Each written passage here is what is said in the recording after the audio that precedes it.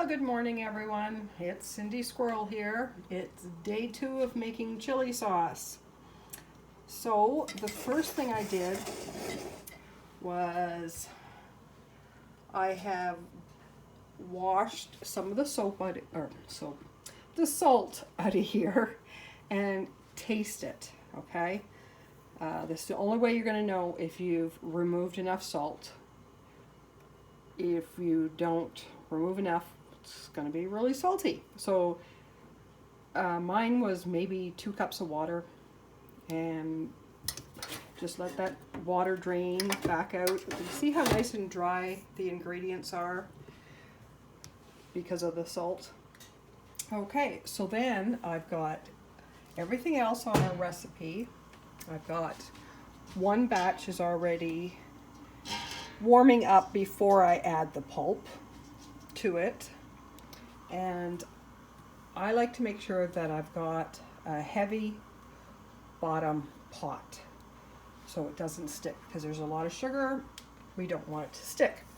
So to our pulp, we are going to add 3 tablespoons of the mustard seed. We're going to add 5 cups of sugar. And 1/8 of a teaspoon of cayenne pepper. Now this is something, because I use it as a ketchup, a universal thing, I don't like mine hot, but by all means, up the cayenne pepper if you want a little bit of kick to it. Now I use 1 cup of the apple cider vinegar and 1 cup of white vinegar. So 2 cups of vinegar. Again, it could be all apple cider vinegar if you want it. I just find it way too overpowering if I use all apple cider vinegar. And I've been busy this morning, and there's 2 cups of chopped green peppers. And that is, you're going to throw that all into a pot like I've done here, and you're going to just turn it on. I find it easier not to put the pulp in yet. This way you get the sugar off the bottom and it starts to dissolve into the vinegar, and then add your pulp that you've already rinsed, add it to that. And after everything is all in the pot, this is where you're going to spend a long time, because you're going to boil that hard for 15 to 20 minutes. So in that 15 to 20 minutes that you're stirring this, you have got your cans or jars in the canner. I've put in 15 because I'm making a double batch. Not quite sure if I'll need all 15, but we'll see. So I've got everything in the pot, just waiting for it to come to a boil.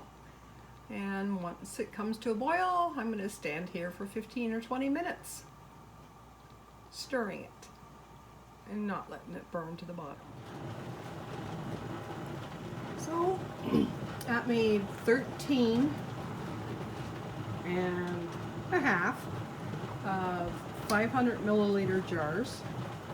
Now I put them in the canner, and they're going to be in there for 20 minutes boiling away. After the 20 minutes, you're just going to turn off the heat and take off the lid, and you're going to let it sit there and chill out for 15 minutes before you take them out of that canner. And remember I said, oh, it would be like ketchup. Well, with what was left over, I put through the hand mixer and I blended it all up, and I'm going to try it and see if it is like ketchup. But see you when it's done. Now the best way to find out if this is a good batch of chili sauce is to fry up a couple eggs. Yes, I like my eggs over hard. Oh, please don't judge. I don't know if you can see how the chili sauce looks. Maybe if it's right up there under the light. No, hard to see.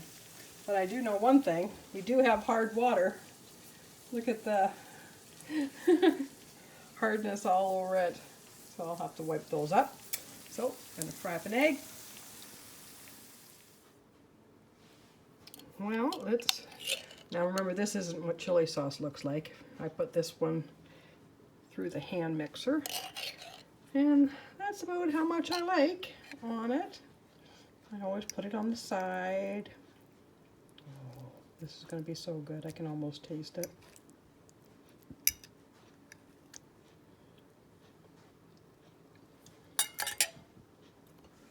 Oh, this must be what heaven's like. Oh, is this awesome? You gotta try this. This is so good. I go through a jar, not quite last me a month. Gotta make more. Thanks everyone for watching. Love you all. Take care of each other.